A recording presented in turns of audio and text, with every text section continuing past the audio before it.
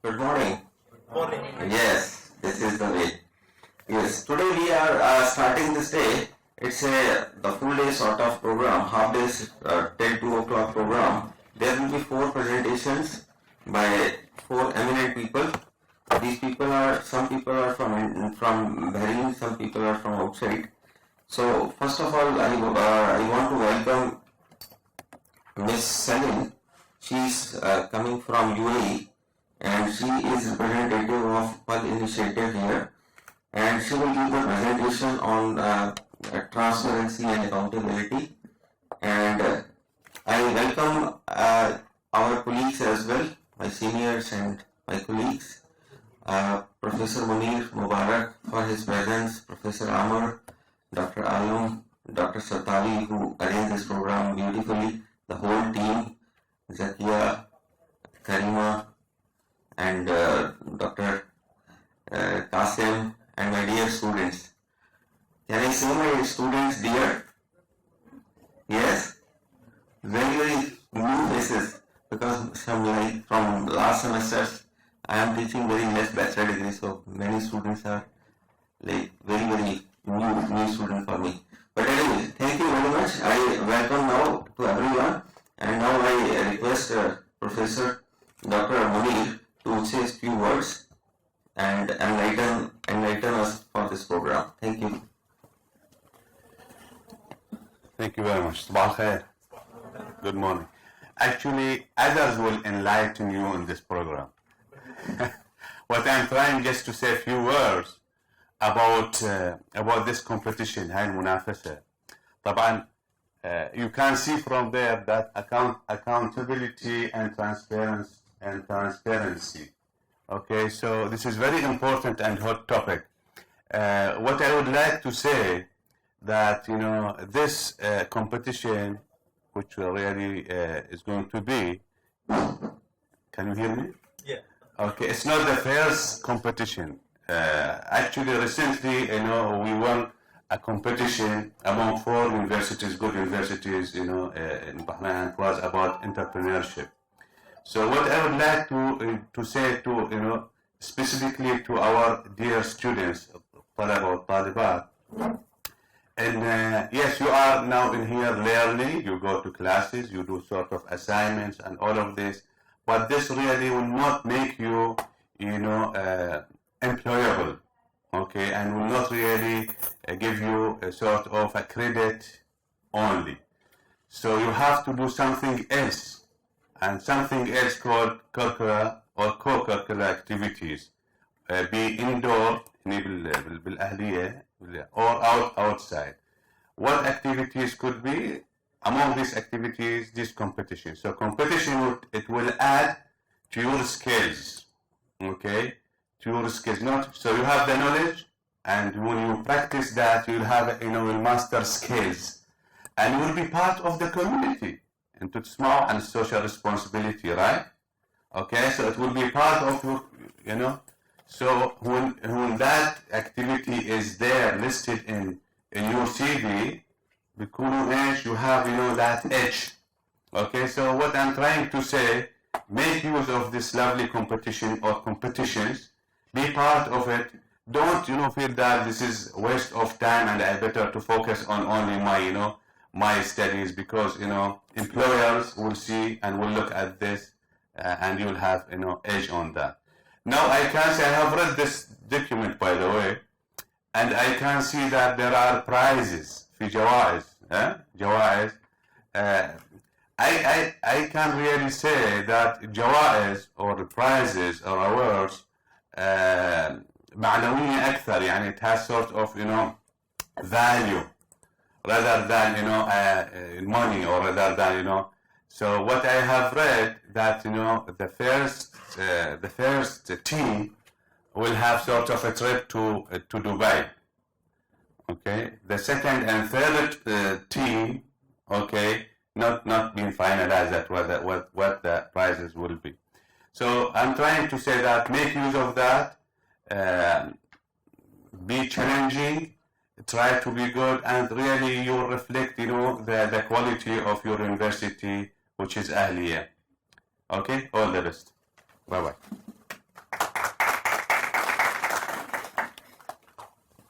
Yeah. Yeah.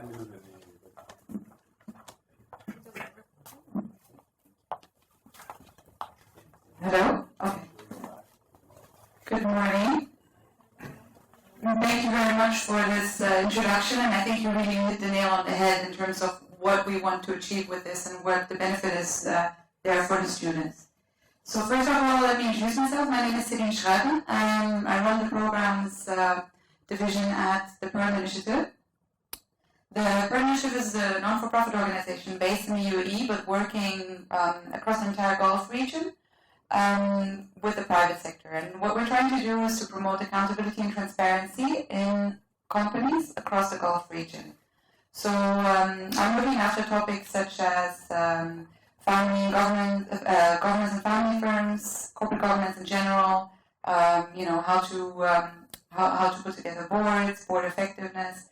Also looking after anti-corruption and integrity, which is where the program that I'm going to talk about today falls into. And then we have other topics as well as integrated reporting, which I believe some in the room have already worked together with the Pearl Initiative previously. What I'd like to do today is just briefly talk about this competition, give you all the details, say what the benefits are, and then obviously also talk about the process and the timelines, etc.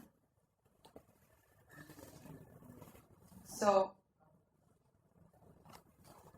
hold on one second. So the competition is for university students only. We've chosen 3 universities in Bahrain to work with us on that. The competition is going to run in the spring semester, that's the plan. And the idea for it is to grow, what we want to achieve with this is to grow the knowledge base of regional responsible business practices and enhance the capabilities of yourselves, which are the future business leaders. So you would be helping us to contribute and increase the knowledge on corporate accountability and transparency in the Gulf region. We want to engage and inspire business students in understanding real-life application of integrity, ethics, responsibility, governance, transparency and accountability in the business context, which I think is really relevant. And then obviously, which for me personally is one of the key aspects of this competition, is to create a link really between corporates and business students. And as just was mentioned before, this is really, I think, something that will have a positive impact on your CV. How do I move this forward? Just like this?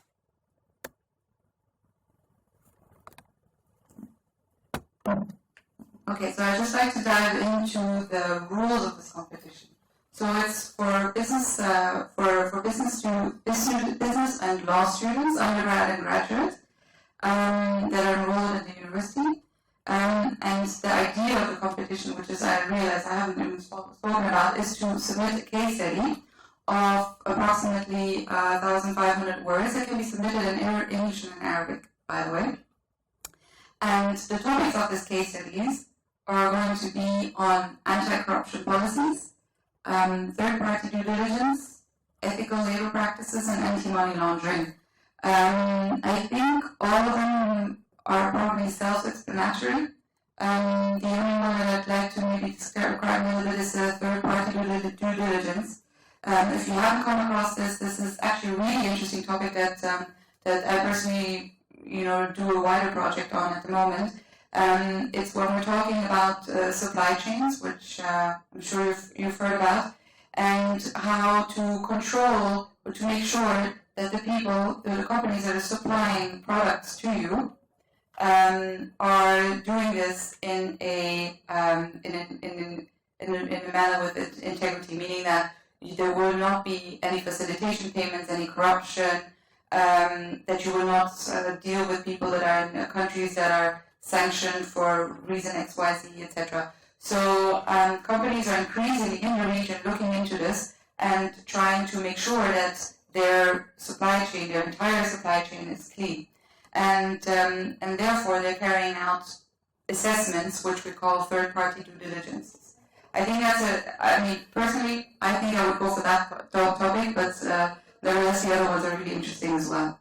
And you would find a lot of interesting things as well, given that Bahrain especially is so strong in banking. The whole anti-money laundering, I think, could be a really interesting topic for companies in the region.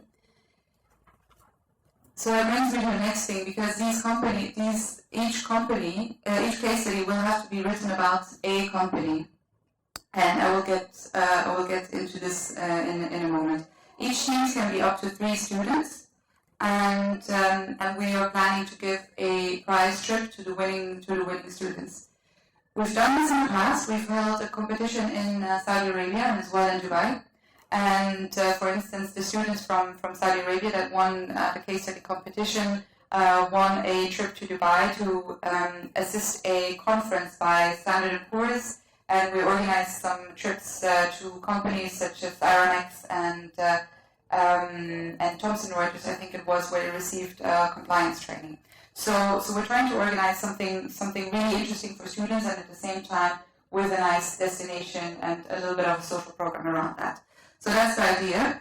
We will give all participating students a certificate saying that they participated in this, which I think is really nice because this can be submitted together with CVs later on in the application.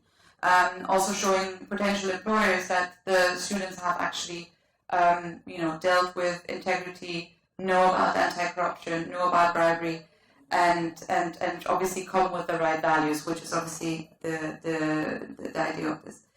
Another thing which I think is really interesting is that we're planning to publish the best case studies from this competition in a report such as this one in English and in Arabic. I think I took some here and left some here, but we have them available on our website as well. And at the same time, these will help to be will also be usable as a guidance for the case studies that we're looking for. Obviously, we hope they can be better than the ones we have so far. In terms of the process, the idea we would like to move forward on this is obviously get the buy-in from yourselves, the faculty. That would be I think the best way forward to include this competition in the spring semester, in the syllabus of the spring semester, and make it a course requirement. What we're asking the faculty champions or the professors to do is to really be the guiding light kind of over this competition and help the students pick a company that is appropriate, and maybe help or oversee the development of a questionnaire. Because what the students will have to do is to individually reach out, or the student teams will have to reach out to the companies and arrange for meetings with the relevant people within the organization who will be able to speak about the specific topic, be it anti-money laundering, anti-corruption policies, anything to do with third-party due diligences, or ethical labor practices. So, and then the students will organize meetings and interviews, and use the information collected during these interviews to collate a 3 to 4 page or 1,500 words case study. It's supposed to be a really practical case study, really washing out or really giving the main details of what these companies are doing. So this will cover both the analytical aspect, but also the practical aspect of going out to companies and actually speaking to company executives, sitting in front of company executives and actually asking them questions, which I think would have been, I would have loved to do this when I was a student, and I didn't get a chance to do this, so I think this is a really great opportunity to do so.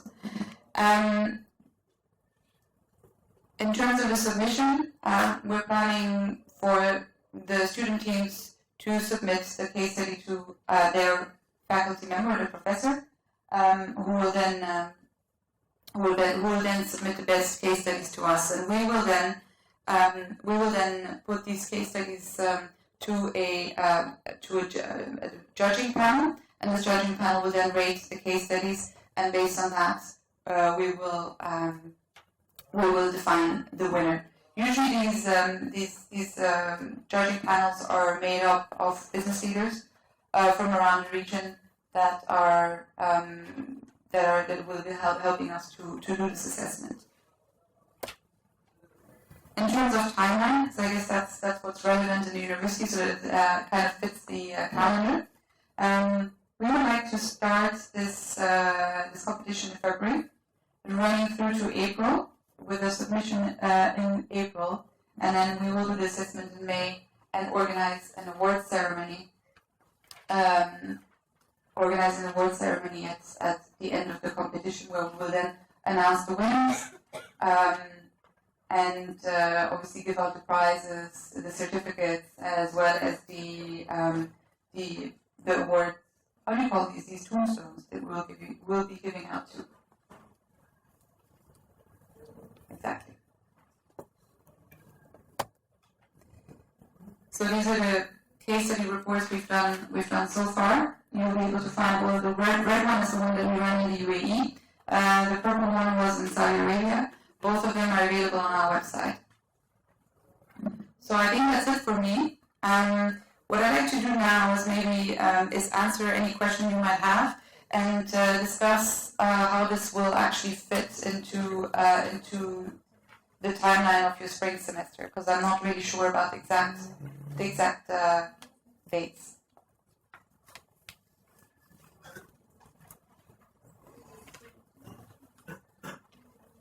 For those who want to participate in this, do they have to submit a proposal? No. What the student teams can do this individually and submit it directly to us. That's one. Or B, they can work together with a professor who is then going to submit it to us. So, but there's no need for a proposal.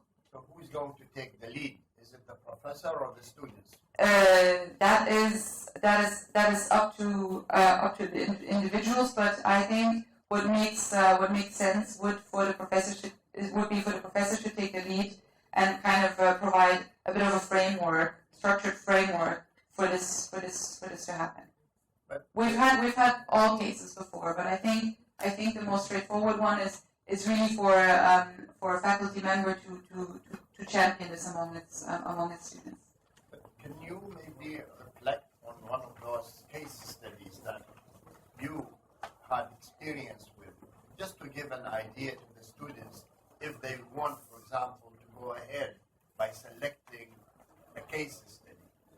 What's about? Is it about banking? Is it about company? Is it about government? No. So it's a company case study. Yes. And we're looking at we're completely industry agnostic. That really doesn't make any. It's not really relevant which industry it is. We're looking for students to go and look for companies that are active in Bahrain, that are either from here or from the region, but have significant operations here to be relevant. It's really all about relevance. So, for instance, you will, if some, I could imagine, as I mentioned before, for instance, students reaching out to a Bahraini bank, for instance, and go and look at, and go and find out more from the executives at the company about, for instance, their anti-money laundering policies. All right. So then the ideal people, the students will have to identify or work together with the bank to identify the right people within the bank to talk about anti-money laundering, which is usually going to be someone from the compliance department, and maybe also someone from the business side, and try to understand what these programs are that are in place in terms of practicalities. What policies are followed, are these policies following rules and regulations, or is the company doing a little bit more than just the basic rules and regulations? Why is the company doing more than that? Do they see any business benefits in does the company see any business benefits in actually going over and above strict regulation? No, but what I'm also saying that from the experience that we have when it comes to students writing their project, and I'm just thinking that can be just like writing a project. When they go to any one of these institutions, when it comes to information, all the information they ask for being classified from, let's say, the company or the bank point of view. So that's why when it comes to money laundering, for example, do you expect that a bank will admit that we are basically involved in money laundering in order? No, that's not. What we're trying to do with this is documenting good practices, and for the students to go out and really talk about what companies are doing in order to prevent anti-money laundering. So, for instance, you will have in this report, actually there's one case study on Al-Fadan exchange in the UAE, and that is on anti-money laundering. So you'll get an idea of what this is supposed to be. But it's really about looking at the company. What is the company doing? What kind of policies does the company have in place? And document that and speak about why this is important for the company to have those in place and how this is maybe helping the company, kind of at the end of the day get better profits, hire better people, be better than the competition, things like that. So it's not about pointing the finger at anyone saying, oh, I do this, I do that. It's really about looking at the positive side, and explaining that. This is also why, in our experience, the companies are actually quite happy to talk about it. So they will be happy to say we have an amazing ethics policy in place, and it has helped us to, eradicate violations in all different areas over the last few years. So they're actually usually quite proud about it and are happy to share this, and it's not necessarily classified. Most of the things are not classified. So anti-corruption policies and whistleblowing policies, for instance, that's also something that they're very often interested to talk about. Yeah, and I think Bahrain has the guidelines as far as corporate governance are concerned. It's one of the better ones actually in the Gulf countries. And students can read these guidelines and they can go to the bank. And they can identify some of these areas where the bank is not somehow applying some of these guidelines. But who will have the courage to tell the CEO that you are not doing the right job? Professor Ahmed, I think as she said that they are looking for the best practices. I think as mentioned in the title, best practices. So best practices means that there are some procedures, there are some processes there. But I think before going and approaching any company, of course our expert lecturers will guide them in that and will focus on, for example, certain topic, certain area of above this 4 or 5 topic. They will focus on that, and they will make sure, of course, that they have to be very competent in that. So when they go there, they with confidence, they can interview the selected and influential people in that specific company, and they will come with good findings which will be reflected in the case study. I think this is the approach, right? Absolutely. Yeah, that's what I'm saying. That it might make sense for the professors to kind of provide the structure on this to help brainstorming in terms of which companies could be interesting for which topic, what are the relevant things to watch out for, to look out for, and then developing a questionnaire and approaching the companies in a professional manner, which at the end of the day is the whole point of the whole learning, or at least a part of the learning of this competition. But the competition at the end, of that journey will not be face to face. I mean, three students, sitting in the panel. I mean, facing the panel. No, it's only a submission of the case, right? No, it's a submission of the case, yes. Okay, the panel, I don't see the panel. Okay.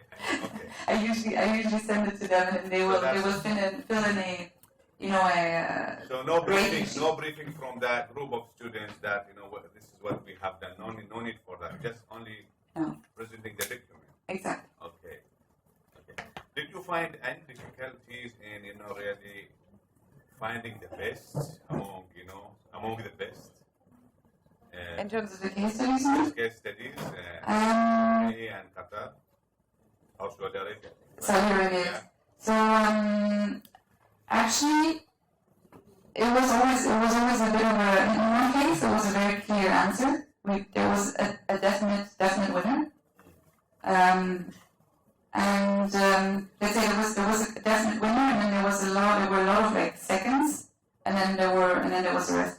So and then last year was a little bit more mitigated, and we had to kind of then really count everything together and come up. But usually it's quite transparent. It's every judge will get a rating sheet with the best pre-selected case studies, the best ones, and they will read them and then grade them, and then we just simply add the ones together. Good.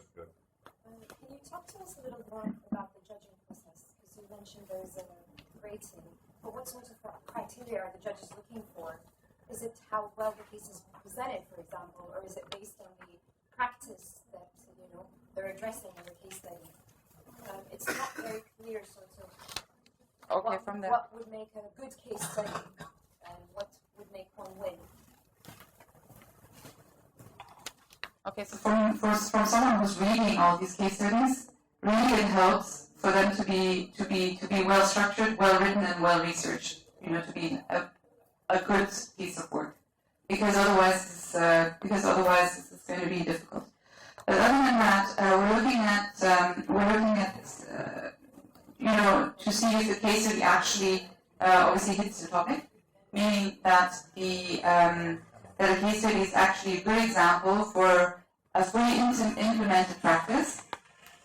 That is obviously to do with the pre-selection of the companies and to make sure that the companies actually have something to say. That's difficulty I find in selecting the company and choosing which company to write about, because obviously some will not be relevant. But this is something where I think that the faculty can help the students to overcome this challenge. And then, as I mentioned before, really we can see when I probably don't have to tell investors that you can see quite easily how much work has been put into a case study or into a piece of work. So really we're looking at a well-researched paper,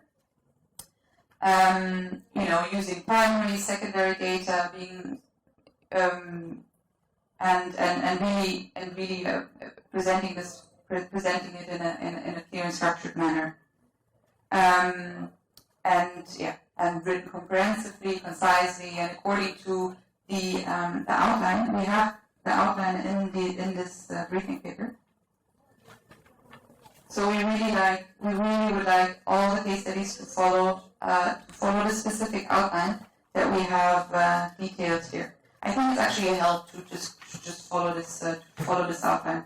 It's tried and tested and works quite well. So I think the students can maybe talk to a few companies before they decide which one would best fit sort of their case study. Yes, but there was. I would think that this is a bit difficult to do. So from a practical point of view, it might be difficult. But ideally, yes, that would be fantastic. Research online companies. I think so. If you from what you know, speaking to friends and family as well about companies, and from what can be found online, I think taking these things as guidance, you can kind of like make an assessment as to how advanced the company is in terms of what practices they have in place, especially in terms of the topics that we're looking for. And then it makes sense to do a check call with the company and see if this is something they would be interested to talk about. I mean, they really don't have anything, I guess they will just say no. Can I add few things here? Of course. Recently, just 6-8 months back, because students are here, they can pick maybe this topic. 6-8 months back, the CBB has certain rules on anti-money laundering, and some of the exchange house was violating the anti-money laundering rules, and they were heavily punished by CBB. And some of the senior exchange officials are now in jail because of this anti-money laundering activity. I can name two exchange house. One is Bahrain Financing Company and other is UAE Exchange. And there are 3-4 other as well. If you investigate a little bit more, you will find something. So possibly that can be a good starting point. And ALBA has very clear whistleblowing policies. Possibly you can investigate that area. Or GPIC has a lot of safety norms for the employees. Maybe you can cover in the third area, ethical labor practices. So these are the some ideas that came in my mind. So possibly these can be the starting point for you to explore this further. Thank you. Yeah, thank you, Dr. Gardner. That's actually perfect because there you see that there are really interested big companies. I mean, if we're talking about Alba, for instance, these are not only big employers; they're really interesting companies that are active on a global scale. So I think there's quite a bit of learning to get out also from the students. And I find it's always a good way to get to know a company. So also for actually talking about it, we had some students last year in the last competition that actually wrote a case study about one company and they actually ended up working in that company. Two of the team members went straight to work for that company. So it's a good way in as well.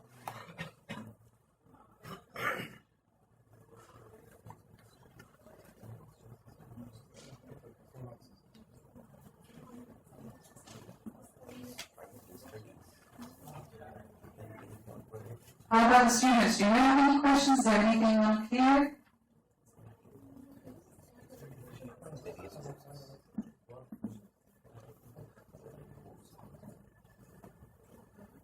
And can we use these case studies for our teaching purposes? Yeah, absolutely. Okay. Yes. That's also one of the purposes. You can go onto our website. And we actually have quite a few case study collections. We have some on integrated reporting as well, or moving towards integrated reporting. Last year, I wrote a few case studies on family governance and family firms around the GCC. There was 4 GCC countries and companies in GCC countries and 1 in Lebanon. I'm currently working on, it might not be so relevant, but I'm currently working on 5 case studies on women development programs and women in leadership in companies in the Gulf. That should be interesting. But yeah, feel free to download the case studies from our website. And if you have any questions, reach out to me.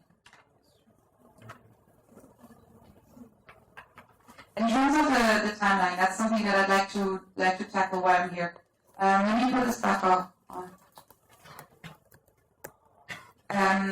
We scheduled February would you mind telling me from when to when your spring semester is and how this would potentially work? February 7th. February 7th? And end? May 3rd. May 30th?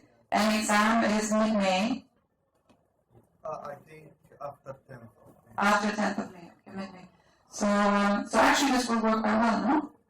If we start this somewhere beginning of February, at the beginning of the semester, that gives the students approximately February, March, April, so let's say two and a half months to actually go out, research, and write a case study. and then submit it. And ideally, this would be part of the course deliverable if this is something that you could do.